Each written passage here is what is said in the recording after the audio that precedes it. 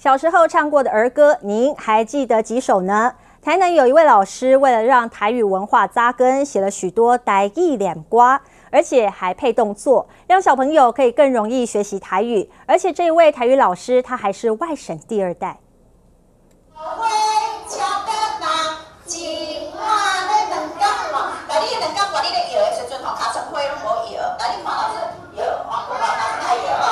夸张的肢体动作逗得小朋友哈哈大笑，也跟着有模有样学起来。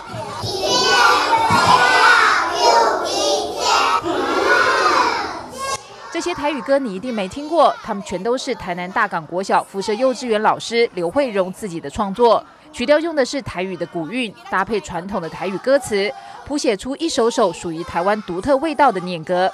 大家都在小苹果本前都有老师给我建议，讲老师你敢要改做改做台语版的本前我有改掉讲你是我的大心小宝贝请您大家对我来念歌。可是我想说不对啊，这个曲调不是我们的啊。以前不会，我到这里才会。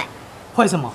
才会台语。说着一口道地台语的刘慧荣，其实是眷村长大的外省第2代，20多岁才开始接触台语，就深深爱上它，一头栽入台语世界。现在他把台语念歌带进幼稚园，希望取代传统的儿歌，要让台语文化从小扎根。民视新闻翁一修台南市报道。